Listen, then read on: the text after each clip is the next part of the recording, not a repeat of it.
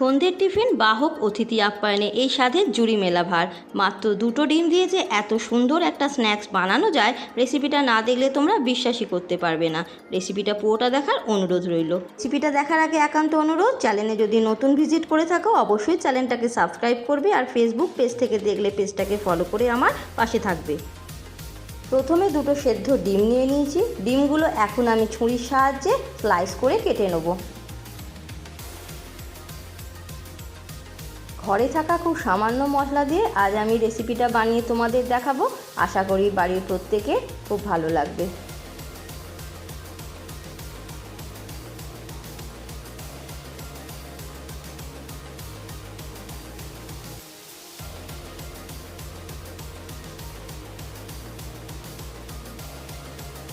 দুটো ডিম আমার কাটা হয়ে গেছে। এখন ডিমের ওপর খুব সামান্য পরিমাণ লবণ আর লাল লঙ্কার গুঁড়ো ছড়িয়ে দেবো।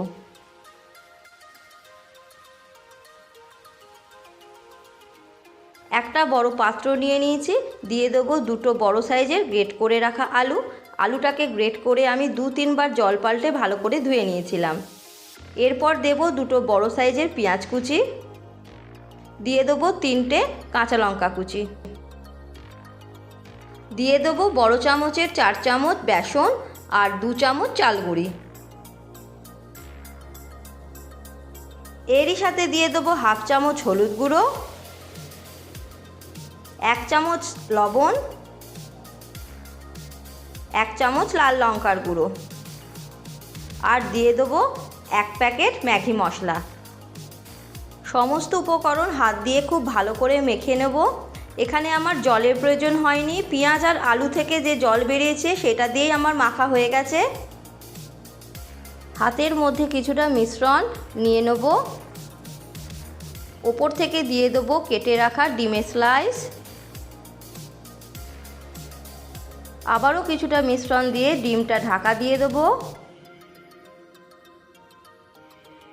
আর পকোড়ার আকারে তৈরি করে নেব।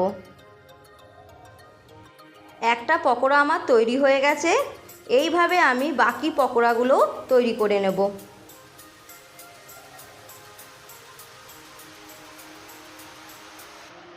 কড়াইয়ের ওপর তেল দিয়ে ভালো করে গরম করে নিয়েছি। এখন গ্যাসের ফ্লেম একদম লো রেখে পকোড়াগুলো আমি লাল করে ভেজে নেব।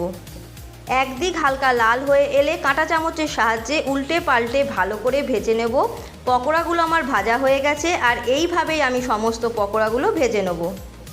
সমস্ত পকোড়াগুলো আমি একটা প্লেটে তুলে নিয়েছি। এখন আমি কেটে রাখা পেঁয়াজ কুচি আর টমেটো সসের সাথে পরিবেশন করব।